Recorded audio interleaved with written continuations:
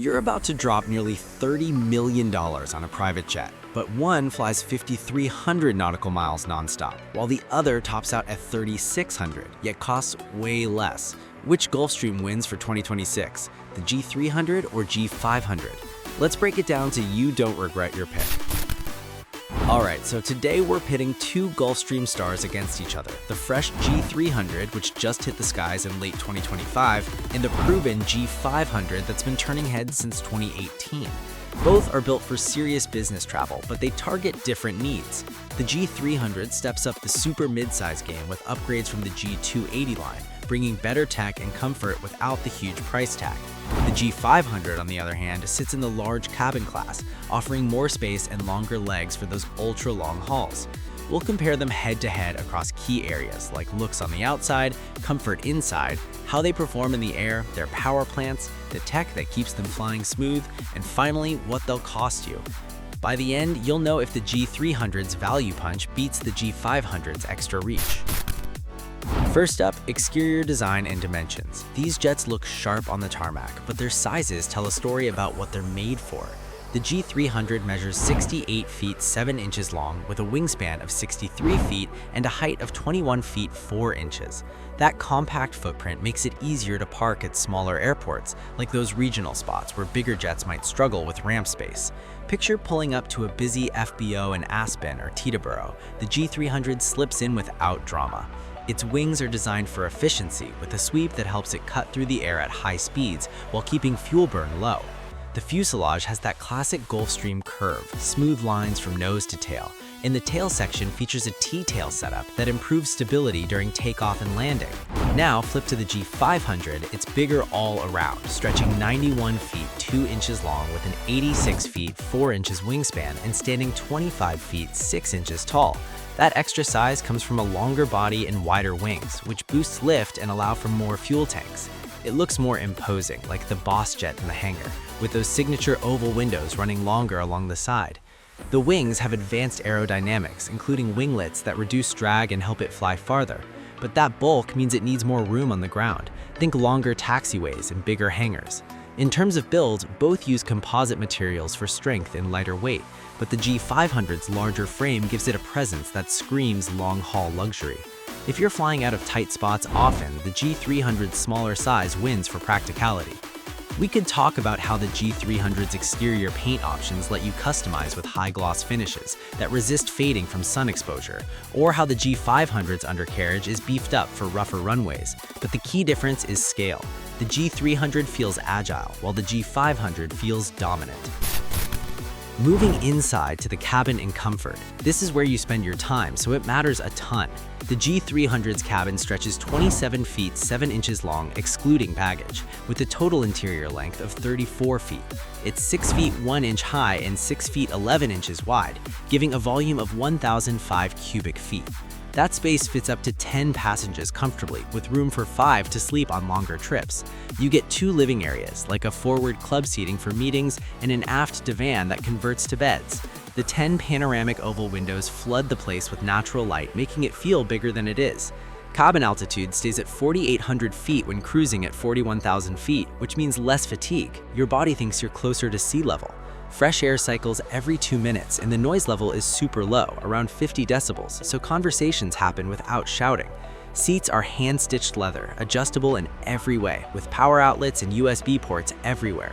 The gallery is compact but functional, with a microwave, coffee maker, and storage for meals. The lavatory is aft, vacuum style, with a sink and mirror setup that's clean and private. Baggage, 120 cubic feet external, easy access. Now, the G500 ups the ante with a 41 feet 6 inches cabin length, excluding baggage. Total interior, 47 feet 7 inches. Height, 6 feet 2 inches, width, 7 feet 7 inches, and 1,715 cubic feet. That's enough for up to 19 seats or 8 sleepers divided into up to 3 zones. Think forward gallery, mid-cabin lounge, and aft bedroom. Those 14 oval windows are the biggest in Biz AF, letting in tons of daylight. Cabin altitude is even better at 3,255 feet at 41,000 feet, so you arrive fresher after long flights.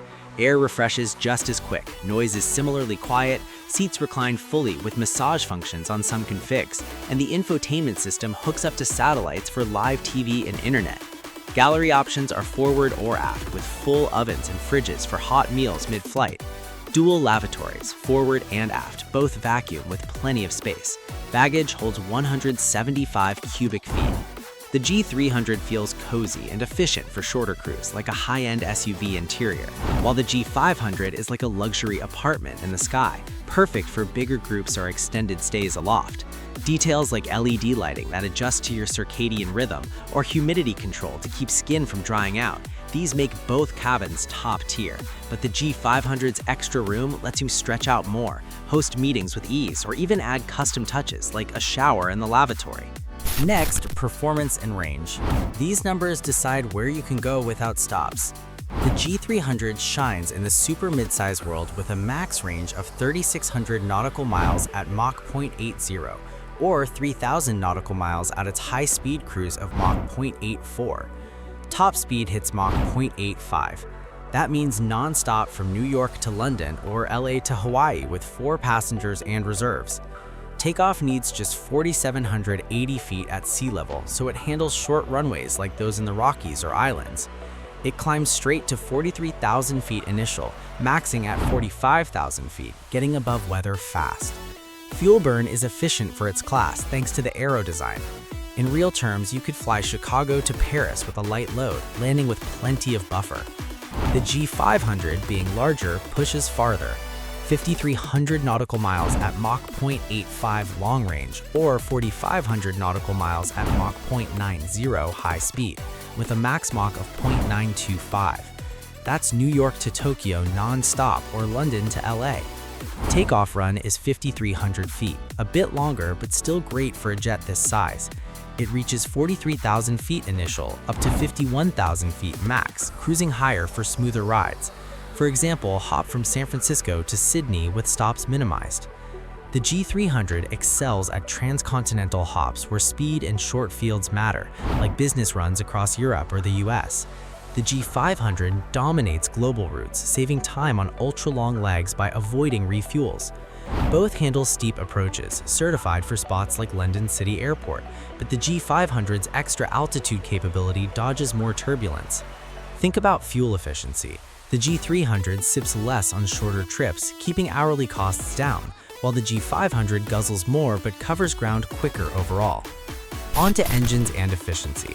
Power is key for reliability and performance. The G300 runs on 2 Honeywell HTF7250G turbofans, each putting out 7,624 pounds of thrust.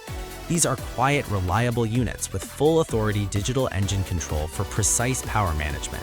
They burn clean, meeting strict emissions rules, and have long intervals between overhauls, up to 10,000 hours. Thrust to weight is solid for the jet's 39,750-pound max takeoff weight, giving quick acceleration and strong climb rates.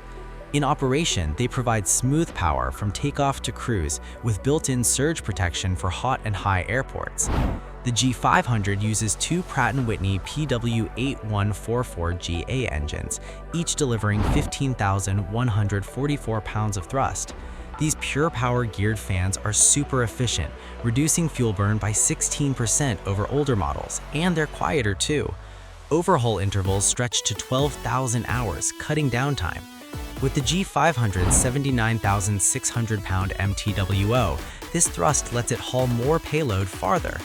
Both sets have anti-ice systems and can run on sustainable aviation fuel blends.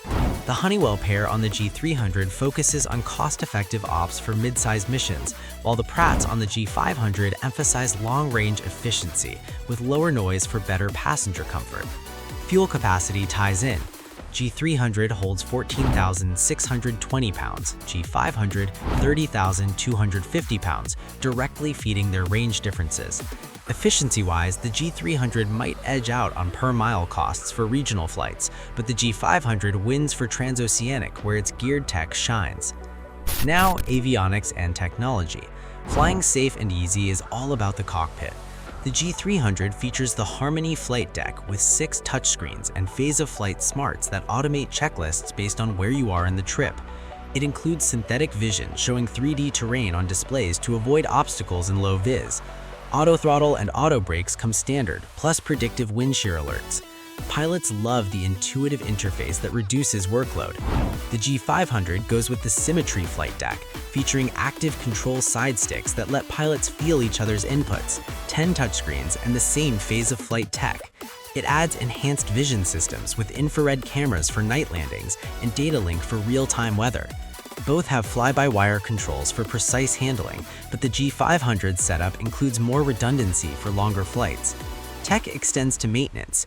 Both use predictive health monitoring to spot issues early. The G300 system is tailored for quicker turnarounds, while the G500 integrates with Gulfstream's global support network for far-flung ops. In the cabin, both offer high-speed Wi-Fi, but the G500's larger antenna handles better over oceans. Price and operating costs wrap this up. The G300 starts at $28.7 million, making it accessible for entry into Gulfstream ownership. Hourly ops run around $4,500, covering fuel, maintenance, and crew for typical missions. Annual fixed costs like insurance and hangar might hit $800,000. The G500 lists at $45 million, with hourly ops closer to $6,000 due to size and complexity. Fixed costs could top $1.2 million yearly. Resale holds strong for both, but the G300's lower entry appeals to cost-conscious buyers. Factor in fuel, the G300 burns about 1,200 gallons per hour, G500 around 1,800. For 300 hours a year, the G300 saves big. To sum it all up, the G300 nails it for efficient, comfortable transcontinental travel at a smart price, ideal if your trips stay under 3,600 miles and you want agility. The G500 takes the crown for global reach, bigger groups, and ultimate luxury on 5,000+ mile legs, but you'll pay more upfront and ongoing. Pick based on your route map.